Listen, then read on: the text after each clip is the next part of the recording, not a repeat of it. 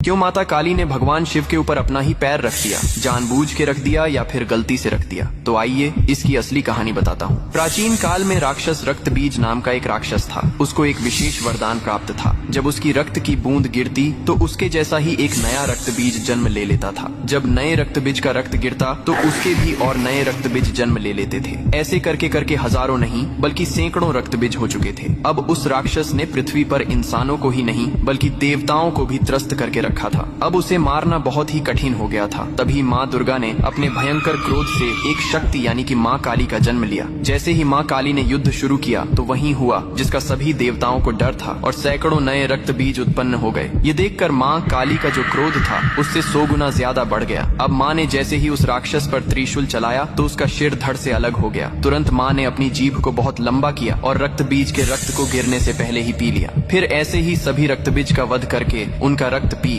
कर उनका क्रोध अब 100 गुना से 200 गुना बढ़ गया था। धरती कांपने लगी थी, समुद्र मथने लगे थे, देवता भयभीत होकर इधर उधर भागने लगे थे। तब देवताओं ने भगवान शिव से प्रार्थना की, हे महादेव, आप ही माता काली के संताप को शांत कर सकते हैं। शिव ने देवताओं की पुकार सुनी और माँ काली के सामने युद्ध भूमि में पहुंच गए। लेकिन माँ अपने तांडव में इतनी लीन थीं कि उन्होंने शिव को भी नहीं देखा। तभी भगवान शिव ने स्वयं माता के चरणों में लेट गए। जैसे ही माँ काली का पैर अनजाने में शिव के सीने पर पड़ा, तुरंत उनका क्रोध शांत हो गया। उन्होंने नीचे देखा तो अपने प्रिय पति शिव थे। यह देखकर उनकी जीभ शर्मिंदगी से बाहर निकल आई। इसके बाद शिव ने मुस्कुराते हुए कहा, हे माँ, तुम्हारा यह रूप सृष्टि के संतुलन के लिए था, लेकिन यह रूप अब धरती पर बहुत धाम से पूजा जाएगा। यही कारण है कि तस्वीर में और मूर्तियों में माँ काली को शिवजी पर खड़े हुए दिखाया जाता है, जो बहुत ही शुभ